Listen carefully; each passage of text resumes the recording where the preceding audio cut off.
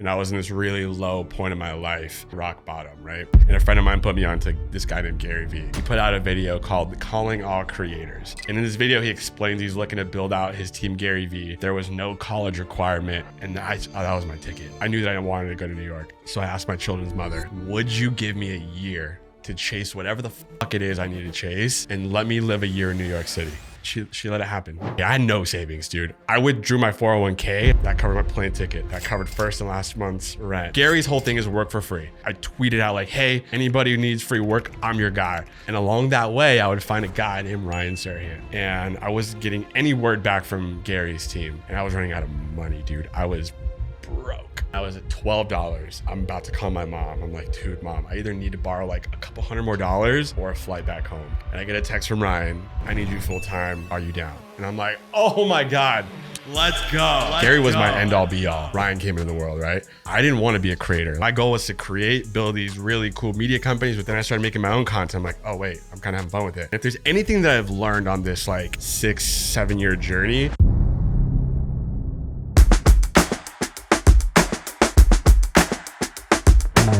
Dude, I love your energy, man. It's like that. It's that Cali, SoCal. You know what I mean? He's not SoCal. Right, that's true. Yeah, but it's like I think I spent enough time down there to like adapt it, and then like the town that I like kind of grew up into, Santa Cruz, has a little bit of that like beach town. Yeah. That's what I mean. Yeah.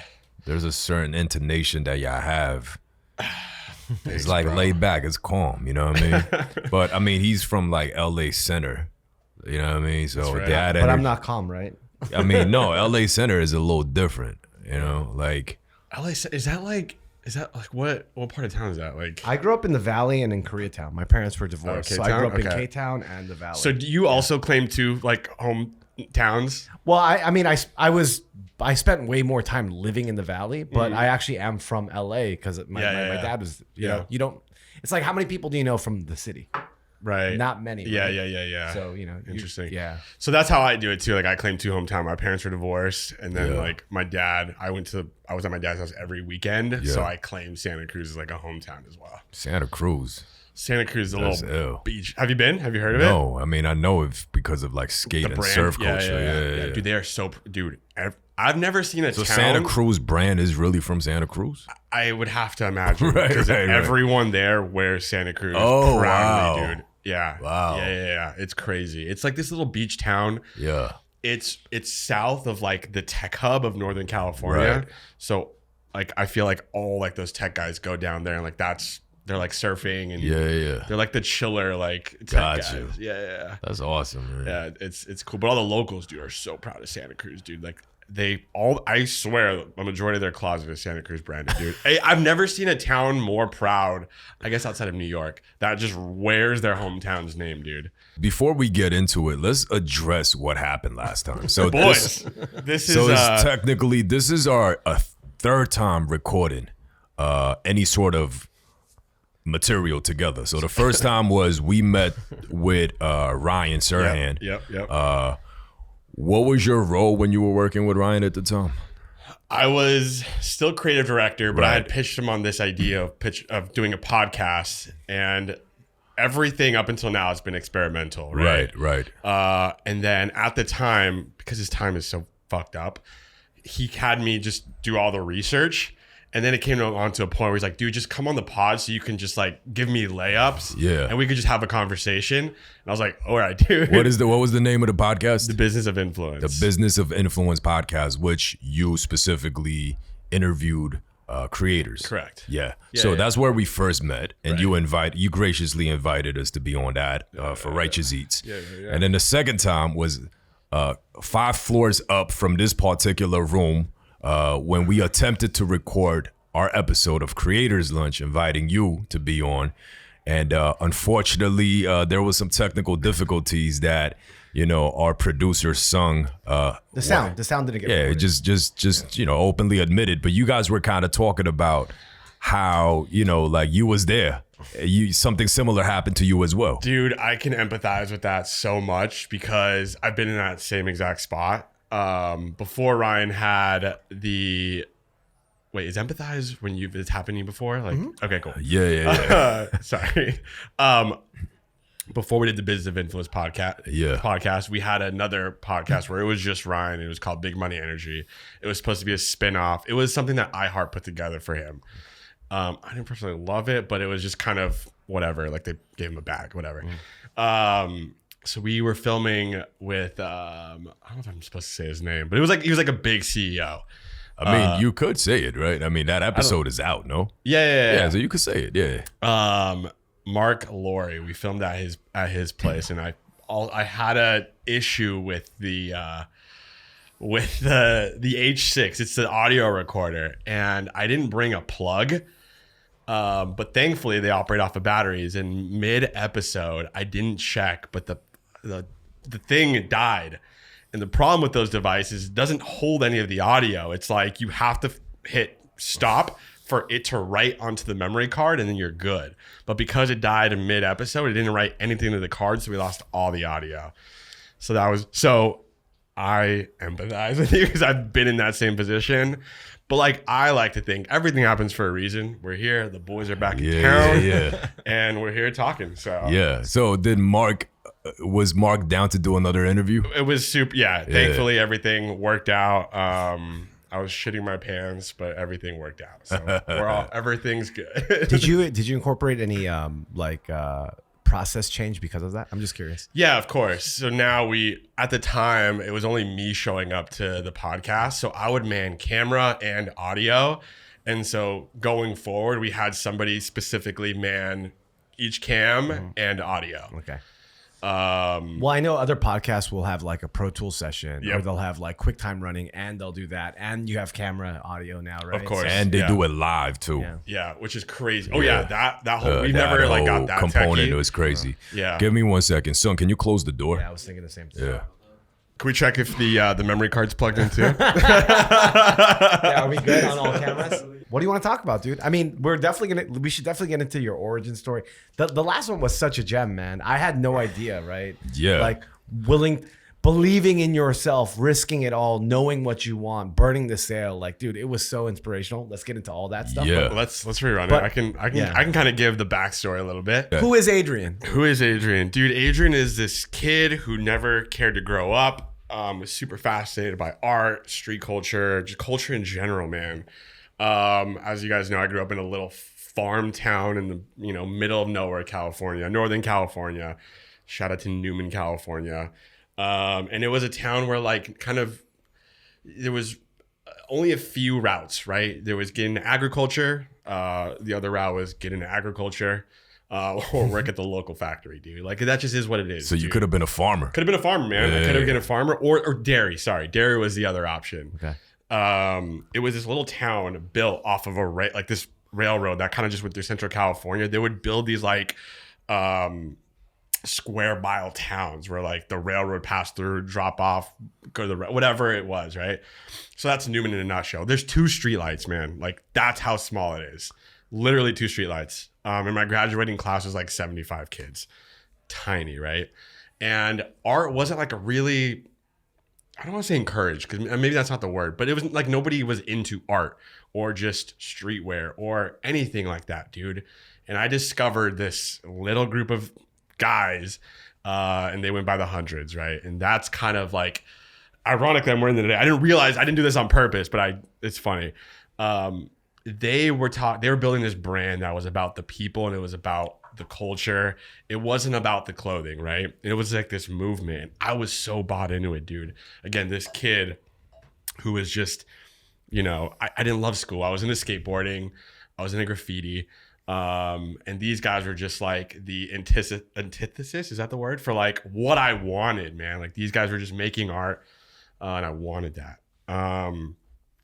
So much so, dude, that I got into graffiti. Like I got in trouble for graffitiing because my dumbass would like tag some cool shit, some cool stencils and just other random things. What did you go by? It was ICK, and I'll tell you the problem with that in a little bit, but it was like ice cream killers. We thought it was a funny play on like serial killers. It was dumb. Again, high school, we're dumb. But the problem with that is people could just write a D in front of it. So lesson learned. Yeah. But at least you were all city and Newman. Dude. So I would post these like photos of me next to my pieces on this MySpace page, like super happy, dude, of like my can of paint. My little Montana can. So you snitched on yourself. I snitched on myself, dude. I didn't realize that like our local police force, sheriff. Well, dude, there was a rumor going around too that they had a fake MySpace profile. I'm dating myself. Right. That they had a fake MySpace profile and they would follow a lot of the kids just to kind of like have their finger on the pulse, which is pretty like smart now that I think about it. Super smart. Yeah. And there I was, dude, just like, so that's how I got caught. And so like the consequence to that is like my mom would make me like, hey, get in your room. Like, you know, you're in timeout. And that's when I get my hands on like the LimeWire, again, dating myself, the LimeWire version, like the cracked code of like Photoshop and Illustrator. And that's when I would learn how to like make graphics. Wow. And that's when I wanted, like my dream job would have been like working for the hundreds. So I would like practice making graphics like for t-shirts and stuff like that, or skateboards or hats or whatever. So that was like my taste. Like that was like what I was into at the time. Fast forward a few years later, I graduate high school. I have a kid, a happy accident, right? And that kind of changed everything for me. I dropped out of school. I at this point, I'm in Santa Cruz, which is a more developed part of, not to say that Newman isn't developed, but it's a more, there's more of a cultural hub in Santa Cruz. But I got a job. I had a kid, and I thought my responsibility as a man was to just provide. So I got a job, and I was... Did you ever get married, or was it you guys were just cordially together? We were cordially together. Yeah. We did all the things. So like on paper, we were doing all the things we thought we were supposed to do. Move in. We didn't get married, but we were just like, let's just, you know, we've already rushed into things. Like, let's just take things slow, but like do the responsible thing. And then I would eventually just, you know, be stuck in this day-to-day of this job. What job was it? I was customer service and sales. Yeah. And I'm thankful for a lot of that, but like, dude, it's miserable explaining to people why their phone bills are so high in a time where like things weren't unlimited. Again, dating myself. But there was a time, dude, where like minutes weren't unlimited, dude. You had 1,000 minutes as a family. You had like 1,000 texts. 1,000 texts. You had these small data packages, dude. And it was just, dude, it was miserable, dude. And, you know, in hindsight, you know, again, I'm grateful. I had a job. I was able to take care of my kids. I don't know if I told you this last time, but during that time, I had a taste of creativity before I had the kids' streetwear stuff. Excuse me, that's the thing. Before I had the kids' YouTube channel, I started a kids' clothing brand. Did I tell you that? Yes. No, maybe. Yeah. It was a brand called Riot Kids. Yeah, that's right. And it was this brand, because again, I was in the streetwear and I saw that there was no one else making kids streetwear. I thought it was cute, like me matching with my son, but there was like very like little options, dude. So I started my own little brand. I quit because I was super overwhelmed. And it was going fairly well. Like I was getting random orders from like New Zealand. So that was cool. But I had no experience, dude. It was short-lived, and that's like a big regret. And that will tie in later in the story. But what really changed everything is my son Landon, when he was 4, we walked into his room and he was talking in the mirror as if he was talking to like his subscribers. He's like, hey guys, blah, blah, blah, blah. And me and his mom walked in. We're like, Landon, what are you doing? He's like, yeah, I'm talking to my subscribers. And I'm like, dude, you can barely wipe your own ass. Like, what are you talking about? And growing up, I was super fortunate. My parents really, if I ever showed interest, they put the tools in front of me to kind of just explore further. And I was like, oh, this is interesting. Like, I know nothing about videos. I know nothing about this platform. At the time, I was watching Smosh every now and then. And I found that my kids were like into Ryan's toy review. I think we talked about this last time too. So your kids were watching YouTube already. Yeah. And so that was like the seed. And I was like, oh, let's figure out how to make YouTube videos. And so we started making videos, dude. And we had so much fun with it. And then we saw that we were getting emails from these toy companies wanting to send us toys and like pay us to make these videos. And I'm like, whoa, this is crazy. What was your first check as a creator? As like a brand, like a brand deal or like an AdSense thing? Let's do both. Yeah. So I think the first like brand we touched was like $200, dude. And I was over the moon. I'm like, whoa, we're just making this for fun. Like this is crazy.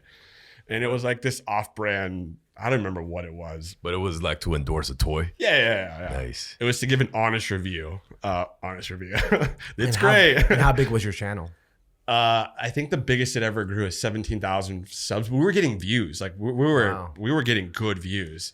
And were you doing like, what was your, what was the path to viewership? Were you doing like SEO stuff? Were you doing? I honestly, dude, I was, as I like self-reflect, dude, I don't think I create anything that's really original. And I think that goes to a lot. That's a general statement. Yeah. But I would just see what was working, right? I remember listening to this, I think it was Tony Robbins. He was like giving this like keynote. And he talks about how like success leaves behind clues. Mm-hmm. And I would just see what the Ryan Toy guys were doing and like tweak it. Yeah. Right? You know what I mean? Like I believe in that, like you don't have to reinvent the wheel. You just have to find a wheel, make it prettier, and just present it differently. Yeah. Like that's my whole thesis, dude, like as a creator. Find your own angle. Totally. Well, in the early YouTube days, I worked with a lot of musicians, right? Mm-hmm. And the hack was essentially when you know that, you know, I don't know, Sia is going to drop a song. Mm-hmm. If you're the first person to cover that song, you're going to win. Yeah. Because you're going to get all of the SEO. Yeah, exactly. So it's a speed to market thing, right? Yeah. Well, I really believe, and I think we talked about this last time too. I really believe that's how the Justin Biebers and the Shawn Mendes of the world, or specifically them, really made it, dude. 100%. Like they were creators, right? And I don't think a lot of people remember that. Yeah. And they really just took advantage of SEO. They understood that people weren't going to adapt to their original music right away. So like, how do we build an audience? Let's give the people what they're familiar with now.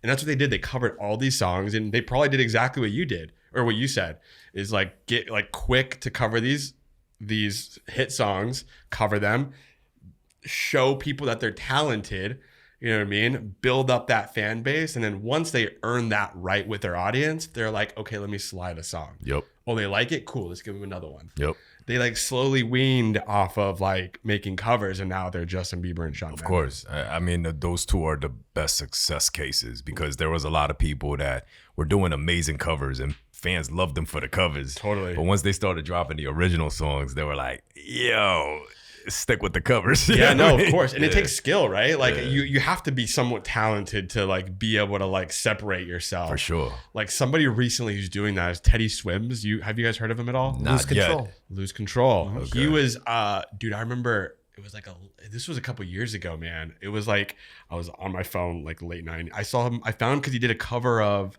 like an Ed Sheeran song. And I was like, oh, this guy's incredible. He was like, I don't want to call him a nobody, but he was like, he wasn't what he is today. And I remember finding him and DMing him, and I didn't have any following. I had maybe like 7,000 followers just because like all the Ryan fans or whatever. And I messaged this guy on Instagram like, hey, dude, I think you're fucking awesome. 2 years ago? It was a few years ago, maybe 3-4 years ago. Wow. Okay. Yeah. I was like, dude, you're going to be somebody someday. He responded and followed me, and I think he follows me to this day. But I just remember thinking he was so talented, dude.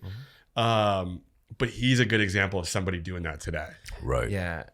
And then he's also a good example of someone that not only did that today, but is adapting with the tool. Because that playbook doesn't work all the time now, right? Of course. So now what's the new version of that? I actually discovered him because he understands media, and he did those like public pianos. Oh, yes. So he did a public piano where he just cool. looks like he's there with the guy who's in his band. So he's obviously very good at the piano. Yeah. And he's just like in regular street clothes, and he's singing, and people are walking by, and that came across my FYP, and I'm like, oh, that's really smart, because that's the kind of content on TikTok, especially. That works. Like that works, right? You He have understood like the platform. Yeah, you have the pink piano in the Delta terminal 4 right now. You know, at JFK. You have the same thing in London. You have the same thing and I was like, oh, and then that lets people know that he actually understands the platform and is a TikToker. Yeah. Not someone that's just dumping music on TikTok. Yeah, You know what I'm saying? No, he's brilliant. And I think the artists who are gonna win, do that. And on the opposite side of that, there's that kid who does the like spin the globe. I'm blanking on his name right now. Where should I go? Yeah. He's like, I'm gonna find artists in this play in this whatever, and now he's blowing up. Connor? No. Anyways, he's a good example. And he does a collab with them. Yes. Yeah. And I think that's not necessarily coming up with covers, but it's finding really unique ways that are like they're presenting a challenge. And I think viewers like that. Like the gamification part. The gamification of it, yeah. And I thought that was really fascinating too. Have you seen Francis, the guy who does Omegle? Oh my! I was watching stuff yesterday. That kid's brilliant. I forgot about him, and one of his songs came up yesterday. Yeah. And I was like, oh crap, because Omegle's gone, right? Yeah. But that kid is brilliant, dude. I'm curious. I actually put him in the category of I wonder if he could turn the corner and go all the way, because he's an amazing songwriter. Too. He's an amazing songwriter, dude. Like his tone is so good, just like Teddy. Yeah. Like yeah. Who's the kid? The chicken tendies kid. You know what I'm talking about? Yep. Clayton something. That kid is brilliant. He's doing a really good job at shifting, because he was a TikTok creator and now he's like becoming a mainstream creator. And I think he has like a couple million like monthly followers or listeners on Spotify. So he's a good example of like he knew the platform, he did the thing, and now he's like in that like gray area where he's separating to be like a mainstream artist. I know who's the one. So you know who I would bet on right now and buy a lot of stock of? Jake. Oh my God. My kids listen to Jake, dude. It's crazy. I would buy a lot of Jake stock right now. Yeah, that kid's brilliant. Do you know his story? No. So during the pandemic, when we all blew up, right, on TikTok, he basically did he's like a classically trained pianist, right? That's the video I saw. It's like, I'm playing this song for my piano teacher. Yeah. Right. So that's his new wave of following. His first wave following was he was at home on quarantine with everybody else on lockdown, and he's like, I'm gonna remake this beat with my mom. So then you have the spectacle of like him doing the thing with the mom. That heartwarming TikTok exactly. shit. Yeah. And then it's like mommy on the beat, boom. And then he would do like trap cover. He would do all this kind of stuff. And then so he blew up, got a following, snuck in a song, got a following, snuck in a song, got a following, snuck in a song. And then he eventually did the whole thing where like playing this for my piano teacher. And he's really talented, right? Right. Yeah. And now, he's opening with Alicia Keys.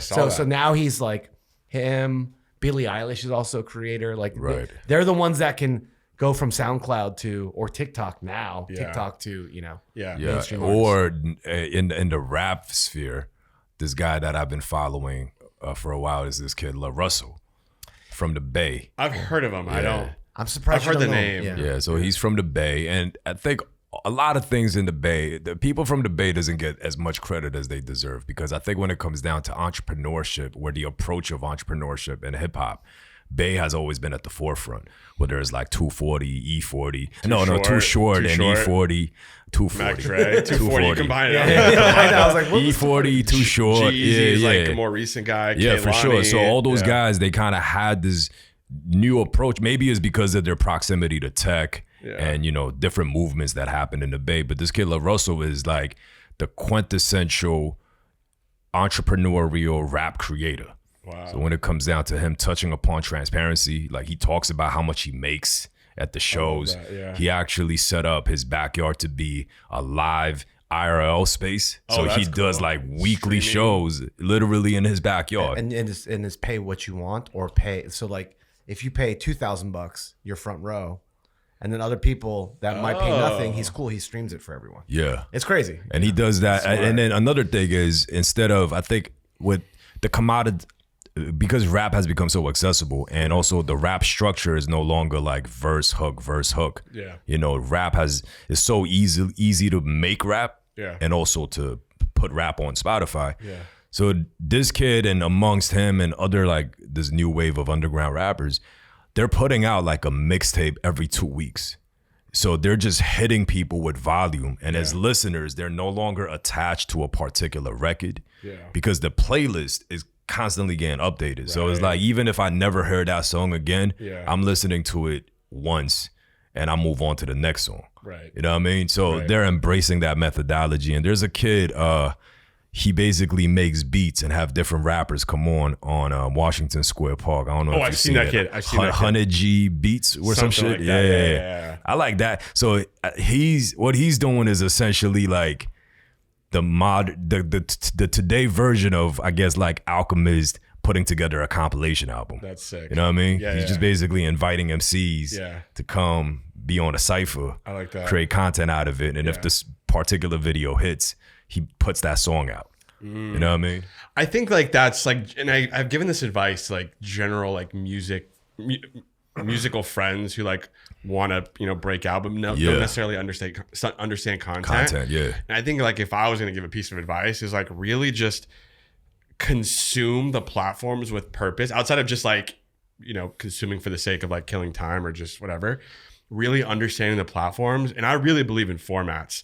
Like I really believe in formats. I think that people need the rinse and repeat format because people are creatures of habit and they like what they like. So, I mean, here's a cool format that I would love to see is like, I would love if there was a musician out there who can recreate, it's like a gamification and familiar play, a nostalgia play.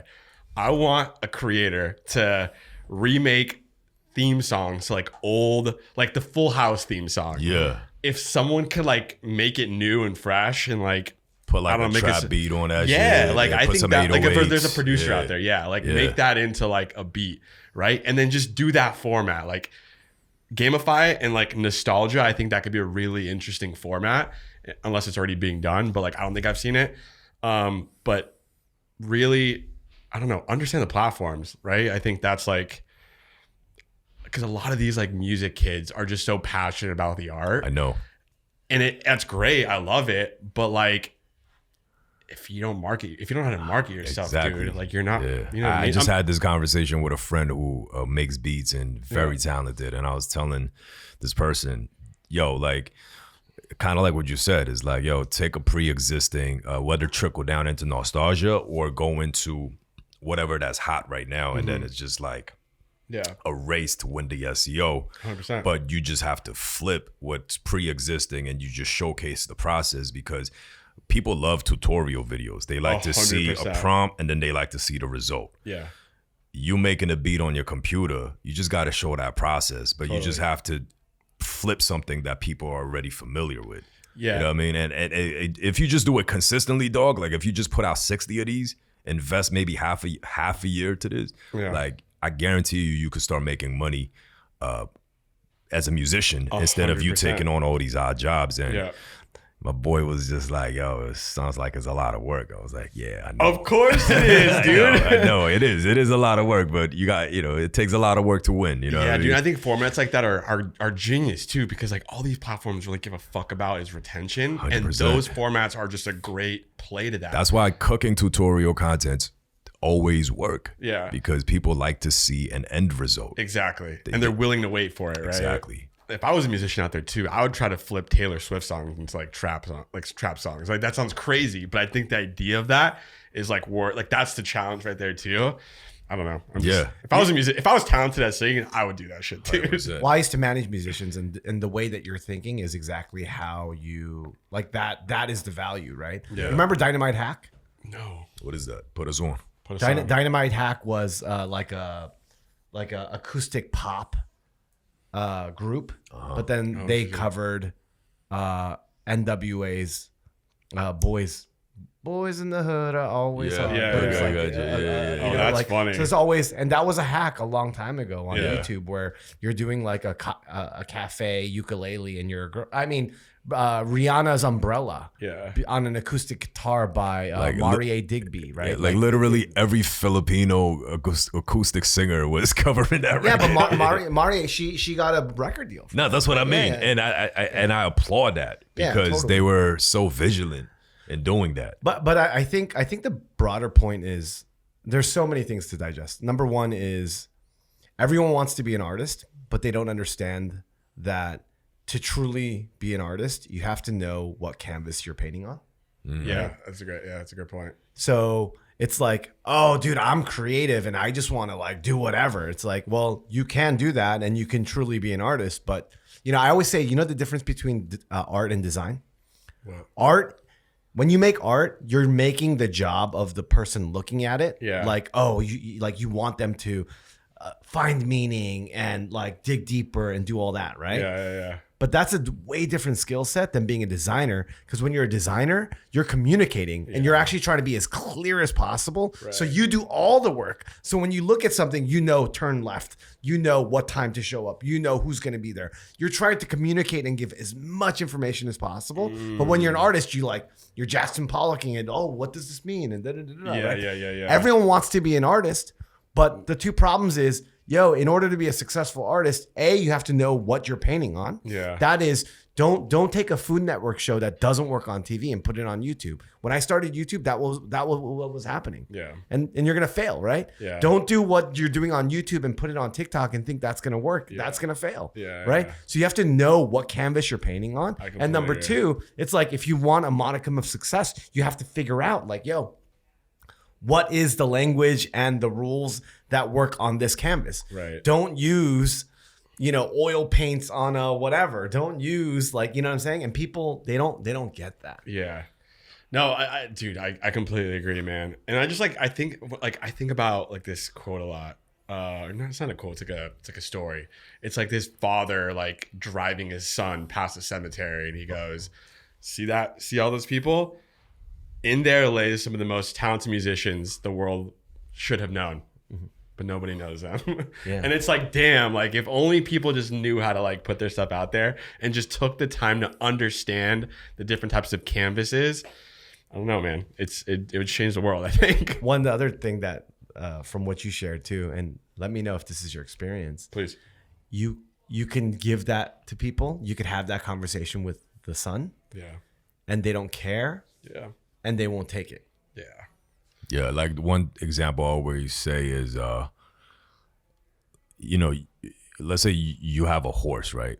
Yeah. Like, and you know that this horse been running like 100 miles, and this motherfucker's got to be thirsty. Yeah. And you got to bring it to the stream and be like, "Yo, drink the water." But horse doesn't understand what you're saying. Yeah. You know what I mean? So you can't force the horse to drink the water. You can take a horse to a water hole, but you can't force him to drink. Yes, but like that horse, like unless the horse wants to drink it, like it's not gonna drink it. Yeah. So that's kind of how I look at it. Like, you could give the people the best advice. Yeah. But if they're not ready for it, if they don't want it, they're not gonna take it. It's funny you share that because I was cleaning my apartment the other day, dude, and I found this book that my uncle Paul gave me for my graduation. And at the time I thought it was so stupid. Sorry, Uncle Paul. It was a Dr. Seuss book. Yeah, which one? It was The Places You'll Go. What's it called? Yep. Yeah. Okay. The Places You'll Go. Mm-hmm. And I cried when I read it, dude, because I was like, God damn it, dude. Like, this book is a beautiful illustration of all the ups and downs of life, dude. Right. And I because when I was younger, like going in it, like I was always, I don't know, worried, right? Like, if things aren't going up, like I didn't understand like how to process highs and lows, right? Yeah. I was just like, oh, fuck, my life's over. Oh, things are going great. Like, this book just illustrates how, I don't know. It's if you haven't read it, go read it. But it's, I read that as an adult, and I just like, it was like a good reminder of like, dude, like life is life. You know what I mean? And like, I don't know, man. It comes in waves. Yeah. But it was that. I guess I'm trying to say or connect the dots is like, at the time, I wish I would have read that. Right. And like just understood that like life has its up and downs versus like going through it and just taking the ups really well and the lows really bad. If I would have just known that in the future, like back then, I just think I would have had a better mindset much earlier. You know what I mean? Or maybe you needed to go through it. Exactly. For you to even understand it. Exactly. I mean, your thing, again, drawing it back to the cemetery and all this stuff, they say that, youth is wasted on the young, right? Like, I heard that quote yesterday, dude. Yeah. I mean, it's so true, right? It's so true. But to bring it back to like our other conversation and this podcast, it's like, I hope that there's one or two people out there that were just like you, were just like us, and this is like, oh my God, I didn't think about that. They had that. You just said that you listened to Tony Robbins. Yeah. You were looking at Ben and Bobby and what they're doing with the hundreds. You moved here to New York to follow your dream of working for Gary Vee. Instead of just being someone that listened to Gary Vee, you're like, I'm gonna go out and I'm gonna get that job. Yeah. Right. And then when that didn't happen, you're like, yo, I'm gonna do this for Ryan. And then he doesn't even know what he wants, but I know that, like you made it happen. You know what I'm saying? Yeah, and dude. Even though you share that story, there's gonna be other kids that are like, okay, cool, whatever. Yeah. Yeah. But then there's gonna be someone that's like, oh shit, Adrian did that, and he showed that it was that was possible. I'm gonna do that. And that someone is probably 1 in 1,000, 1 in 100, what maybe even 1 in 1,000,000. Yeah. I wish there was a way to change that number, man. And I don't know how to do that. I just wish people were more motivated. And I think honestly, and maybe it's like I was just missing this in my brain. It was like, and I told you guys last time too, it's a delusional optimism that I had, right? Yeah. I think you said it too. Like if I knew everything it took to get here, I don't know if I would have done it. You know what I mean? It's crazy shit, dude. Like nobody knows like the amount of dollar pizza that I ate when I first moved here just to survive, the asking my mom for, money like every so often, the fucking 3 hours. Like if I would have known all of that, I would have been like, maybe like for us isn't so bad. But it was the delusional optimism, man. That's some Peter Thiel shit, huh? I think maybe. Yeah, because he talks about that Americans have this delusional optimism compared to, I don't know if like, what is it? Intrinsic pessimism for Europeans and shit. Yeah, I mean, I think it's just the frontier. By the way, that's a Cali thing too. Yeah. Is it? I mean, think about it. Your ancestors, whoever, they decided to go out to Cali. Well, dude. Well, I mean, yeah, and like I think on wagons. Well, dude, I think I talked about this last time too. It's like I think the reason I moved to New York City was kind of just like, oh, like my grandma did that. Like she brought her family to Mexico. She took that sacrifice. Yeah. And if maybe she knew how fucking difficult that was to like do, maybe she would have done it. But it's like it was that, and I was like, okay, this is my version of that. Like, let me just, and I guess to give some context, like when I made that decision to leave New York and like leave my kids behind for that year. Yo, actually, let's rewind that back real quick because I think I want to talk because last time we talked about how'd you ended up in New York, and it was.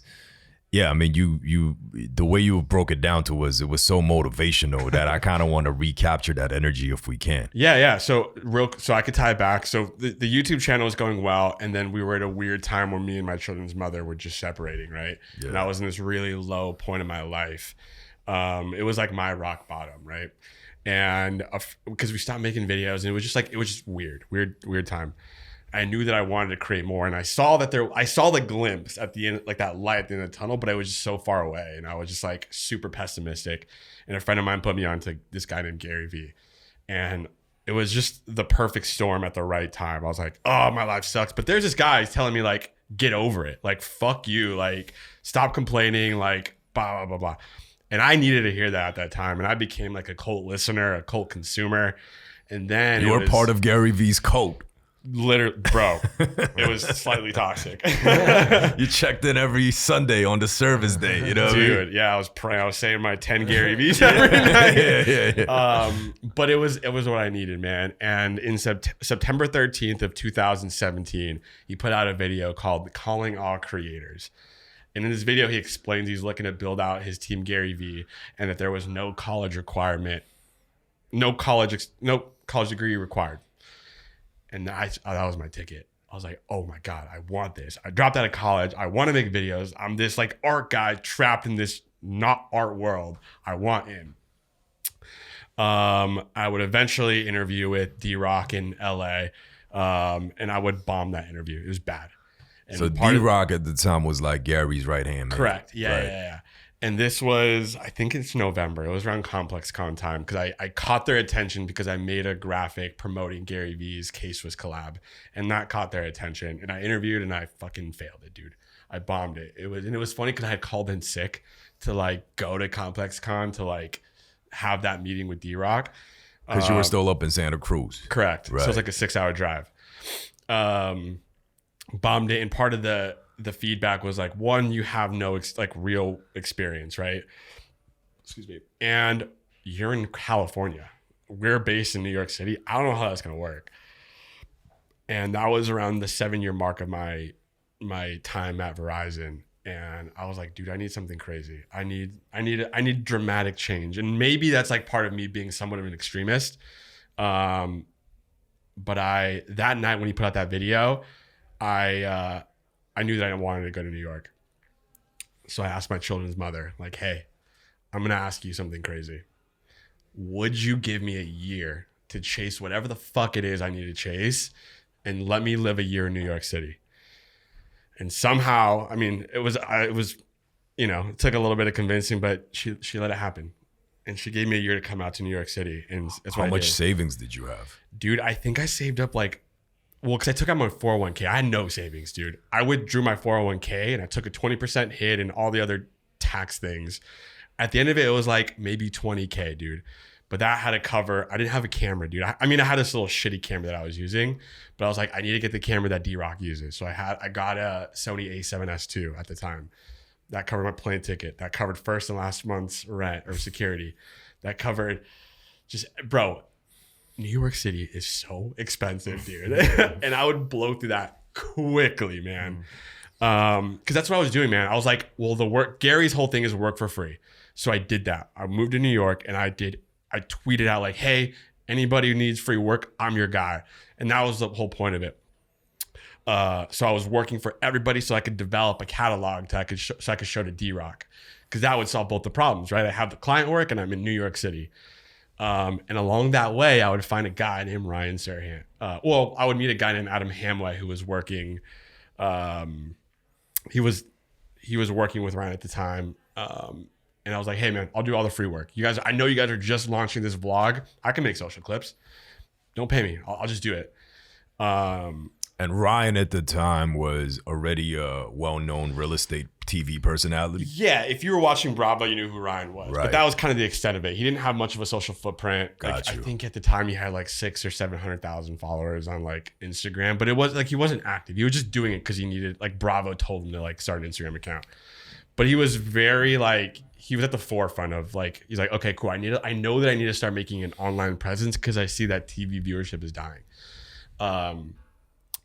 So I come in and help make all the social stuff, and I'll help film and all this stuff. And I wasn't getting any word back from Gary's team, and I was running out of money, dude. I was broke, right? And you told us last time you had to literally call your mom and ask for money. Yeah, dude. I remember this was early May, and I had $12 in my account, and I wasn't full time with Ryan. I was just like doing the random stuff.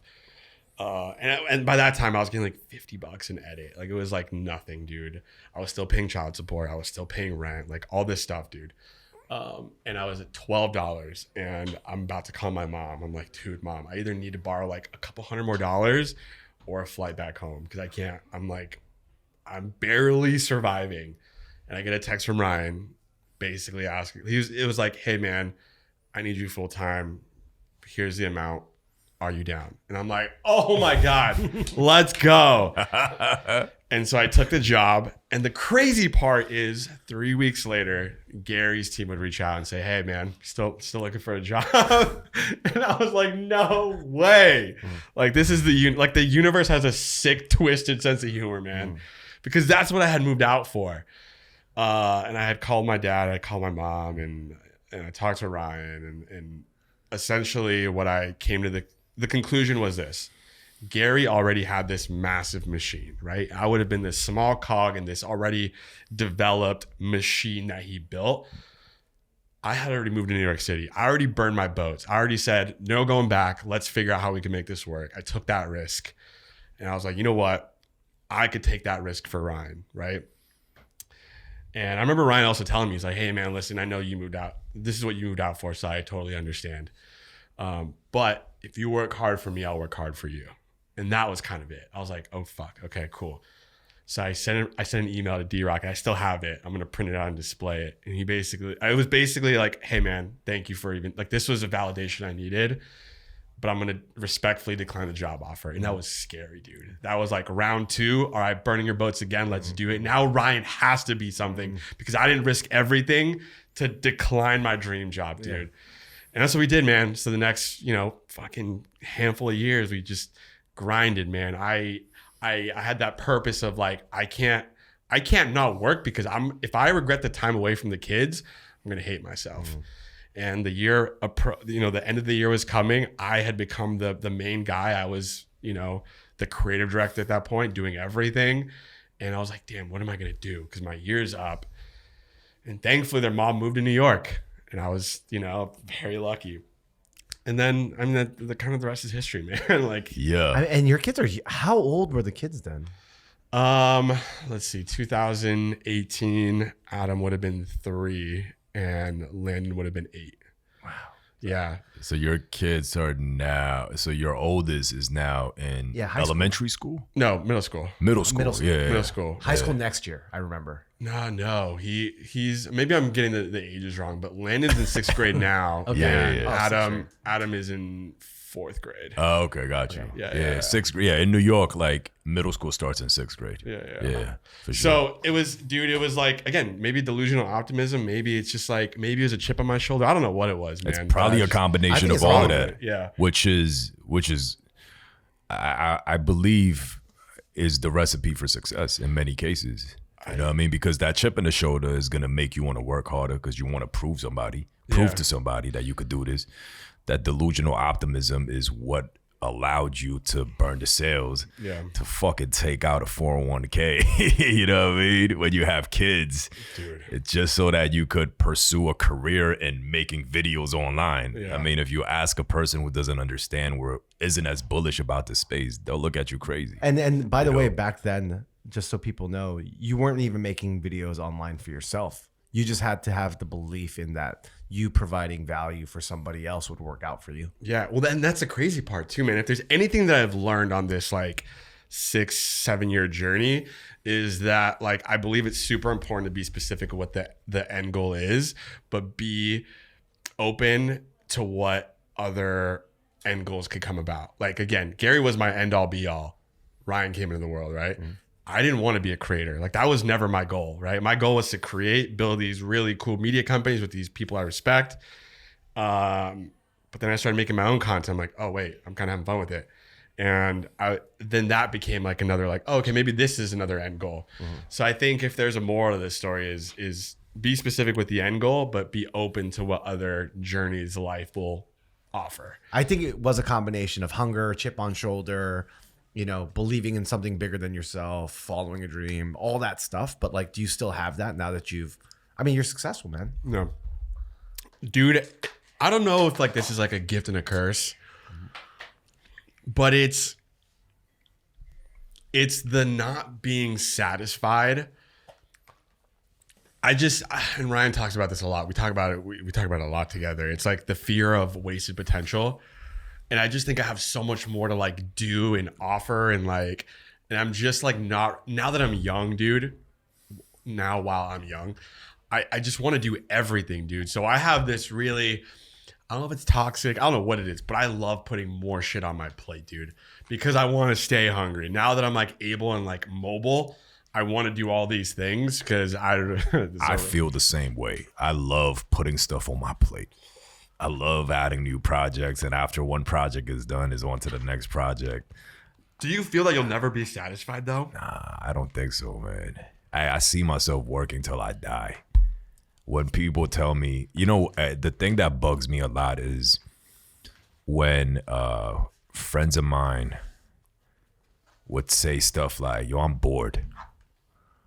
That fucking bugs me the fuck out. Dude, and I say this very respectfully to my friends, and I think it's for sure. Like, it's totally valid that you could feel this way, but something in me, whenever I hear like, yo, I'm bored, I'm like, how could you be bored with life? Yeah, that shit sounded like a DJ Khaled quote, but it's like, how could you be bored when there's so many things to do? Yeah. Like, especially in this era. Yeah.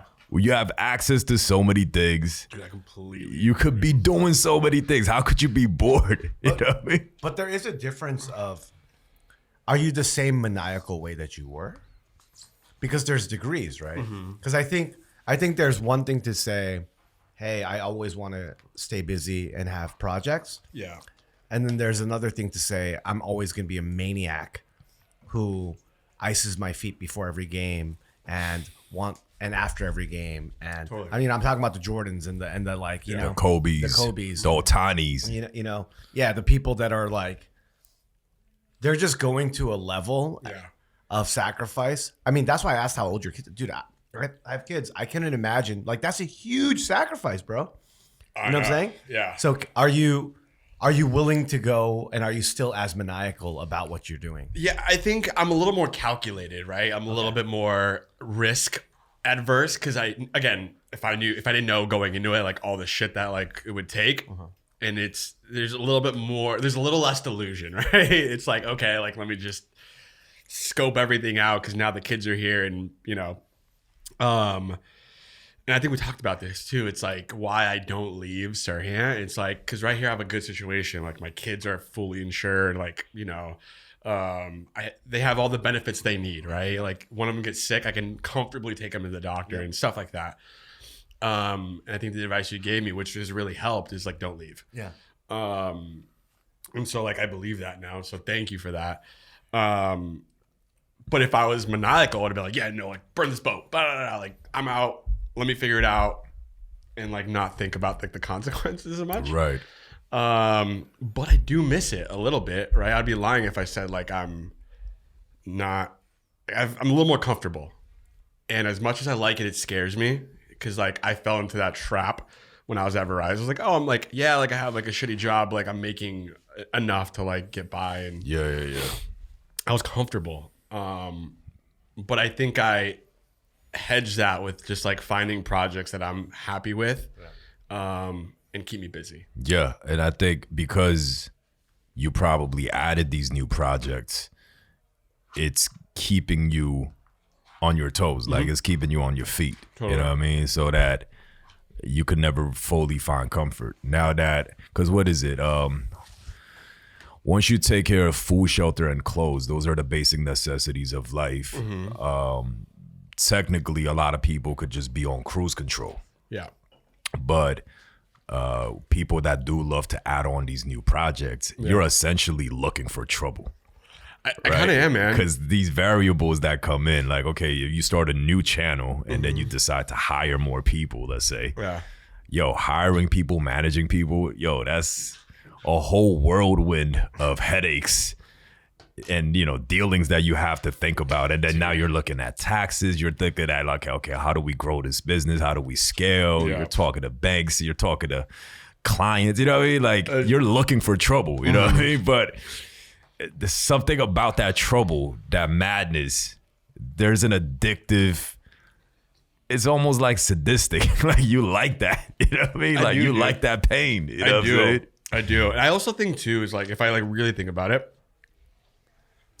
I feel like I owe my kids a lot. Not just because as a father, like you naturally do, but like, dude, I left them for a year, dude. Right. And then when COVID hit, I didn't go back to California. Like I was still on a mission because they had gone back to California just because the city was crazy. And where they're from, it was a lot chiller. I feel like I owe them so much, dude. Like I am very thankful that my father was around and, you know, we have a great relationship. But like I can't imagine like my dad leaving for, let's say it was 2 years, right? So I feel like I owe them so much, man. And I think that's another reason why I just work so hard is because like I want, like when they're of that age, when they understand like why dad was gone, I want them to like be like, oh, dad was gone, but he built this for us. Now we can reap the rewards. Like my kids want to be, at some extent, they still want to be creators. And I want to be able to, maybe it's like nepotism, whatever. I want to be able to like. Nepo babies. I know, right? Creator Nepo babies. Whatever, come, dude. you know whatever. My job as a father is to make my children as happy and successful as possible. Okay. I respect that. Yeah. Whatever. And I want to be able to open those doors for them. And like, I want them to like look at, you know, those, because they went through some shit, dude. Like not being able to rely on dad and not being there. Like that has to fucking suck a little bit, you know, as a child. So I don't know. I need to find a way to make it up, dude. I want to build these crazy like empires so that I have something to look back and be like, kids, like I left, but like, this is all on the table for you guys now. Yeah.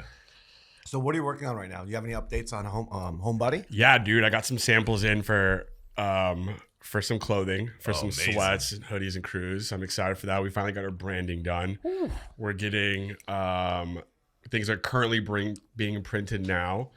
I created a private Instagram page with to really figure out who like the cult followers of that are. Right. And I'm just trying to just continue. I'm continuing to build out who that buyer is, and really learning the e-com space with apparel. But as I told you, like I really want to get into home goods, and I think that's where we really connected. I really believe that because we spent so much time at home, if there's an option for a prettier option, people are going to buy it. And it's not that much more expensive. I really believe that hangers will massively change. And I want to be the guy behind. And there's already people doing it, but like I want to be a part of that. I believe silverware. Like when's the last time it's changed? Yeah. Like even like the light switch panels, dude. When's the last time those have seen an update? Right. Like I really want to find these really easy, unchanged home goods. I'm not looking for a brand new wheel. I'm looking for a wheel and just making it shinier and prettier. Yeah. Who are some of the, are there prompts? Like, are there brands that you follow? Like, who do you like? Yeah, there's this kid based out of Toronto. He goes, it's Blank Studios. His kid's name is Brandon. Yeah, I'm familiar with him. Brilliant. Yep. Brilliant. And I've been fortunate enough to like, we talk a lot. Like text and stuff. He's a great kid and he doesn't gatekeep anything, which I think is like part of the secret to the success. Like he's showing you behind the scenes of what he's building. And the kid is super talented. So there's this group of like furniture designers, like LES and like Bushwick. Studio Guapo is this kid that I really respect. He opened up a space in LES to like invite designers. The whole idea was like, I want a skate shop community, but people who just make stuff. So like I'm inspired by like kids like that.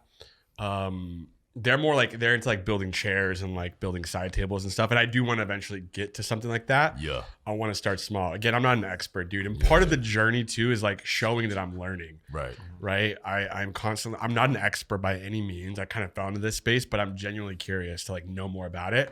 And I think that's part of the creator journey with the next 1 to 2 years is really learning from these people and then developing my own version. So have you been buying a bunch of coffee table books, like mid-century modern joints? And my God. All the Italian furniture designers and shit. Yes, and it's expensive. Like but going through like a Memphis phase and, Totally, dude. Like, all of that. I think we talked about this too, like hero products. I think you really put that on my scope. Yeah. Really understanding who like all these hero products were for these big designers and brands and stuff. It's like the Noguchi table, exactly. So like really just learning about that and really understanding, again, success leaves behind clues, right? So I think to look to the future, you got to look to the past first. So just researching a ton of that and then just talking to people who like are currently doing it. So that's the phase I'm in now. Yeah. So learning, I'm testing, I'm just, again, jumping into the e-com stuff. But I really want to really build out a quality, attainable home goods. I want to compete with like the Crate and Barrels of the world. Right. But a little more boutique. Jonathan, what's the fuck his name? He's like a boutique home goods guy. Right. I think I could be the better version of that guy. No offense. If you want to work together, I'm down. But Jonathan Adler, that's the guy. Oh, yeah. John Adler. Yeah. Okay. He has a store in Soho right next to Sirhan, ironically. Got you. Yeah. So. Nah, those are all good prompts. I guess I was thinking about products that are standalone brands that have, I guess, if you look at consumer retail brands that have a holistic package, like for instance, like Muji, for instance, right? The Japanese brand Muji, They sell furniture, everything. Snacks, clothes, everything, right? Their whole concept is we have a brand that has a no brand. That's interesting. That's what Muji means. Is like brand with no brand. So that's why you don't see a logo, even though they have a logo, but you don't see the logo on their products. Oh, that's sick. I never even connected that. Yeah. Wow. So do you see this being something that is retail focused and scaling, or how I understand. Yeah, because home goods is not like this, where like, yo, like the barrier of entry is easy for you to buy it as a consumer, and if you don't like it, you don't like it. But if you want to scale it, you could just buy a whole pack, and like I kind of see the trajectory. Whereas with home goods is like you got to touch it, you got to feel it, you got to experience it. You know what I mean? That as a creator, where the relationship is from a digital lens. Yeah, you know, I'm curious, like. That's a good point, dude. How do people scale that? And then I think you brought it up. So fuck you for that. Dude, the barbell thing, dude. It's really been like weighing in the back. That's no amazing. pun intended. I love that. I love how many quotables, by the way, from the last combo. Dude, like, yeah. You really got in there, man. And I appreciate that, dude, because you challenge a lot of these ideas in like a good way, man. Right. So like I think about that a lot. Like what end of the barbell do I want to be? And that like makes sense for my audience. So to answer that question, I think about like if ALD, Leandro, are strictly focused on home goods, what would that look like? And like what end of the barbell are they? Are they in the middle? Like I wouldn't say so. I actually just had this conversation with a friend yesterday. Okay. About where a brand like AOD would position themselves. So they're on the more luxury, less. They're on the luxury because they don't have a wholesale business. Right. Oh, okay, I didn't know they that. don't have a wholesale business. They only have two physical stores, one in London and one in New York. Yeah. Everything is sold D2C. And we could have conversations about the actual quality of the product, but the consumer target that they're going after, for them, it's a luxury product. Right. So it would be, let's say, like for a 15-year-old high school kid, getting something from AOD, which, they can't afford just out of like allowance money. It's a luxury, a product that is highly coveted. So they're actually, and also they're LVMH aligned, right? So they're actually on the other end of the spectrum, even though, sure, like they're not an Hermes, they're not, Gucci, right? But they're on that other end of the spectrum, and they haven't middled themselves because they continuously position themselves from a lens of like, it's something that is coveted because they don't dilute themselves in the market. You know what I mean? Okay. Did you think they were on the accessibility side? No, I thought they were in the middle. Like that, I guess that's where I would argue because like I think they're in the middle too. My argument for a brand that's in the middle would be like a Banana Republic or a Theory. You know what I mean? Well, I would even like the hundreds, like they're in the middle. Definitely. I would say the hundreds is in the middle. Yeah. Because I would still say that Supreme never middled. Right? Yeah. Because in the streetwear fashion space, Supreme always retained, they reign supreme. You know what I mean? Like all pun intended. You don't think they're heading towards the middle? Now they're owned by VF and they're gonna open more stores, but they still don't have a wholesale business. They're still trying to, at least they won't middle unless they don't. So even within that, there's pyramids. The pyramid where you have sort of like the Nike Tier Zero kind of top, exactly. And then there's like the Costco wholesale in the bottom of the pyramid. AOD, the positioning of their brand. I'm not talking about the replicas that New Balance is dropping that you could buy at the New Balance store. I'm talking about like their brand specifically. They're constantly pushing towards the top. Like they want to stay at the top. Yeah. You know what I mean? We actually just did a shoot at ABC. ABCV. Yeah, ABCV. Oh, yeah. So do you know about the ABC ecosystem? I just learned about all of this from the shoot actually. Yeah. So ABC is it's funny because I was like, oh, all these furniture places do it. ABC is like a baller sort of like furniture spot. Okay. And then what they did was they partnered with John George to be like, yo, let's make ABC Kitchen. And so the idea is that you go to the place and you could buy like the ceramic, like volcanic ash $60 plate that you see and all the white, like the beautiful decor. It's like, oh yeah, by the way, like John George would have like in his restaurant type stuff or like in his kitchen? In the restaurant that you made together. So it's ABC Kitchen, an offshoot of ABC Furniture Store. Upstairs is a furniture store. And by the way, and then I was like, I didn't realize it was all ABC like that. Oh, interesting. And then I was like, oh wait, this is literally Restoration Hardware copying ABC. And then I started thinking, actually, it's probably ABC even copying IKEA, right? Because IKEA has the food hall and they have all of this stuff. And you're like, oh, you could buy these chairs, right? But, I I think the other point about ABC though, which is very interesting, is that they failed. So now the furniture company just went under, and now only the restaurants there. Oh wow! Right? Because they got middled. Interesting. Yeah. So like Fear of God. Do you know their story? Fear of God. Yeah. Jerry Lorenzo. Yeah. Well, he has Fear of God, which is like the high end. Yeah, and then he has Essentials, which is on that other end of the spectrum. Kind of. Yeah, that's kind of how I would look at it. Like Nike has the Cactus Jack collaboration, which they only make, I don't know, 10,000 pairs. Yeah. That's not touching their top line. It's a very small portion of the business, but it's the business that's keeping them in a certain lane that allows them to create prestige, where that could anchor that Costco business. Yeah. That's kind of the reason I asked that, is because like that's kind of where in my head I see Homebody going. Like I want to keep retail super limited. I like the idea of having these flagship stores like New York, LA, like the obvious markets, right? Yeah. Where you have the higher tier pieces of furniture, and then on direct to consumer is the kitchen sets, the a little more affordable pieces of home goods. I think, I don't know. Yeah. And then like, so the retail locations will have the Homebody more affordable stuff, but then we also offer another brand, insert name here, I don't know, and that's like the premium. That's the Fear of God versus the Essentials, the more watered. Homebody is the more, I don't want to say watered down, but more attainable. And then again, I'm working on that brand, is the higher end, the really premium tables and stuff like that. I don't know. That's kind of where my head goes. Yeah.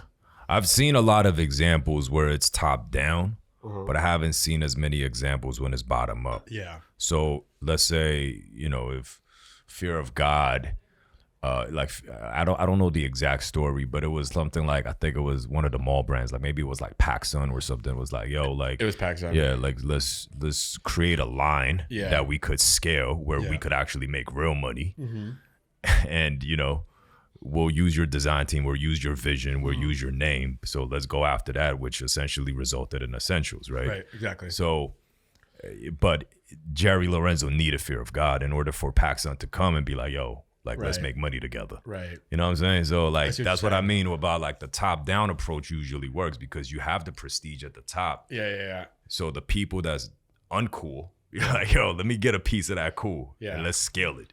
Got it. You know what I mean? But if you try to do it the other way, like when it's, like you already have customers that are used to this price point, and you're offering something that's But the alternative is you have to just be so unapologetically IKEA and so good at mass market that you could buy Fear of God. Exactly. Oh, interesting. So it'd be like, yo, IKEA is so universal that Virgil's, rest in peace to his soul, is like, yeah, of course I want to do a collab with IKEA. And he did. Yeah. You know what I mean? Yeah. Well, how would you take Homebody, knowing what you know about it? What would you guys? I would start it from the community lens of cater to who your community is. Right. And if your community is that Essentials rocking kid, or essentially someone like yourself who grew up in Santa Cruz is like, yo, I want to have access to this type of lifestyle, and I want to get access to the hundreds or whatever that is equivalent today. And I can't have access to it, but I want to believe in it, and I want to touch it, and I want to save $50 so I could buy 2 forks.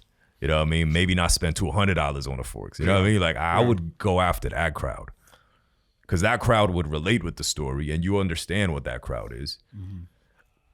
Yeah, I mean, I would go after accessibility. I think where trends are going, and like I think you could provide a premium product at scale. That's exactly where I would go. Okay. You know what I'm saying? So I'm working with Target, but I'm working with Target in a very specific, very quality driven, very sort of limited way. So I'm able to leverage their distribution and actually make it accessible for everybody. But at the same time, it's like, yo, if it's Homebody, that like whether it's a fork or whatever, the quality is going to be out of here. Yeah. How many people do you have in the current Homebody like private chat, I guess? I capped it at 999,000. Okay. Just because I want people to be like, oh, I could be their 1,000 follower. And there's like another like 400 or 500 people just waiting to be accepted. So nothing crazy, but we also haven't shown anybody anything. Like no one. So you have a million people. Sorry, 999. 999. Okay, so okay. just Yeah, right below 1,000. 999. yeah. Sorry, that'd be crazy. I was like 999,000. I'm Sorry, like, oh my I might have God. said that, but that's not what I meant. Yeah. Sorry. Okay. It's just sub 1,000. Because I wanted to keep it super exclusive. Yeah. Because ideally too, it's like we haven't showed anybody anything. Like all I presented was an idea. Go follow this idea that I have, and you'll know more about it in the future. So it's interesting, and I'm looking for ways to just slowly engage the audience because I want the audience to also feel like they're adding to it. So like the only thing that I've really added to that account is I've added like a story saying, hey, what do we think of X design, and put a poll, and out of the 99,000 people, 700 people responded. So like I think that's pretty solid engagement. So yeah, I only know of this strategy because my fam. Do you guys know my fam at all? No. She's like a YouTube creator. She just went on Colin Samir's podcast. Okay. She had that strategy, and I was like, oh, that's so genius. I was gonna say it's so genius, actually. The other thing that I've seen on this, and I don't know if my fam does it this way or you're gonna do it this way.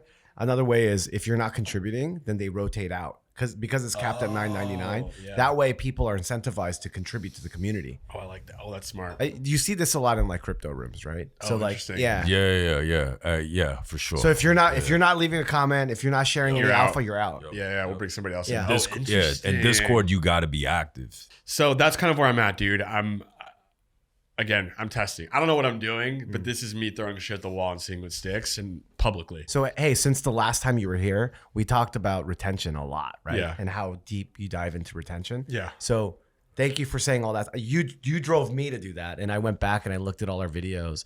And one of the things that I could just say directly from our conversation was on Righteous Eats. One of the things that we started doing more actively is establishing shots.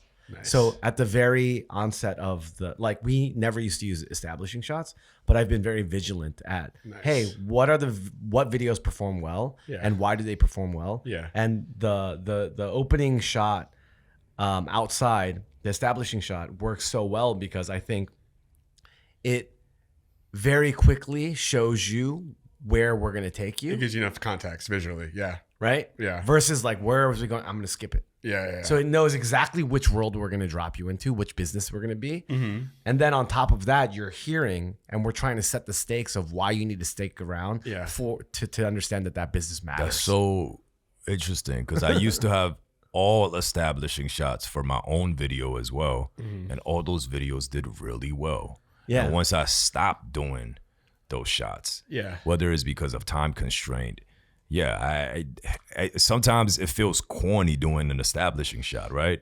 Yeah. But to the audience, again, it's just like the start and the ending. Yeah. Like, where are we starting this at? Yeah. They want to know. Like, you know what I mean? I just think the more you can keep them in that one stream of consciousness, and if there's anytime there's any confusion or whatever, it's like, oh, they're lost because they're thinking about what threw them off. Right. They're out. It's something about that. So like I don't know. I think it's important to have a strong visual hook with context, and then again maintain that stream of consciousness to like the end. So talk to us about your retention strategy, and can you give us an example of something like you were just maniacally obsessive? Yeah, the idea of a promise and a payoff. I think that you need to offer a promise at the beginning with a hook or whatever, present a challenge, whatever that is, and there needs to, you got to keep it engaging by proper storytelling.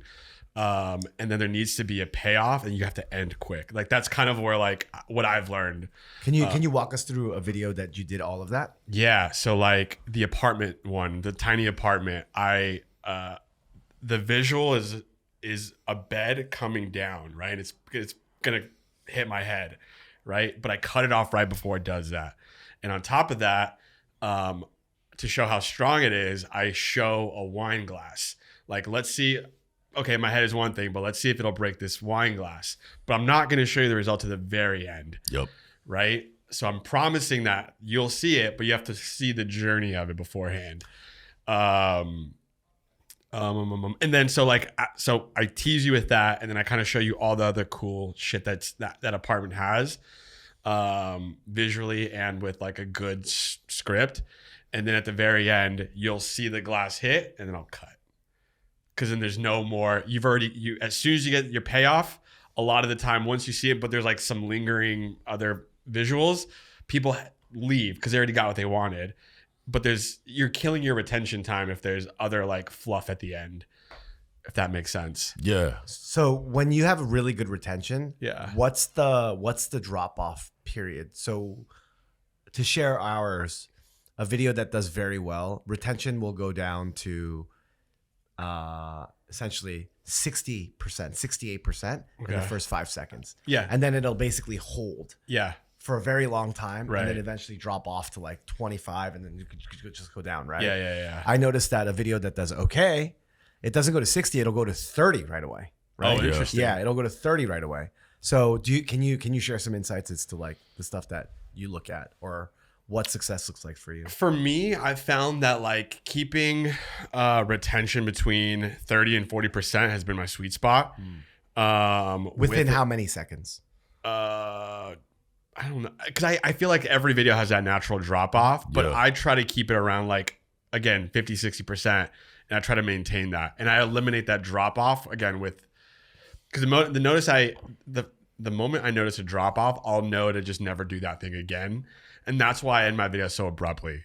I don't know if I'm answering the question. Can I pull? I mean, maybe I can pull up. Let's pull it up. I'm curious to see what that like video did. Like, what's the longest that you've had 100% retention or the high retention? You know what I mean? I don't think there's any video that could have 100%. Well, if you could, I think. So let's say 50% is a drop off period. Yeah. What's the longest you can go and still have 50%? That's a good way of thinking about it, right? Dude, I'm finding that it's so different on every platform, man. And maybe it's just the way the analytics are presented. Here, because on YouTube, as a short, it crushed that apartment video. Dude, like 70 million views. I mean, I'm going to go to it. Oh my gosh, really? Dude. Or I think in total, 70 million views. I think on YouTube Shorts, it was like 50. I'm going to find out right now. Yeah. That's incredible. Yeah. Oh, okay. 40 million views on that video. That's definitely your most watched video, right? Second most. Oh my God. What's your most? 55 million.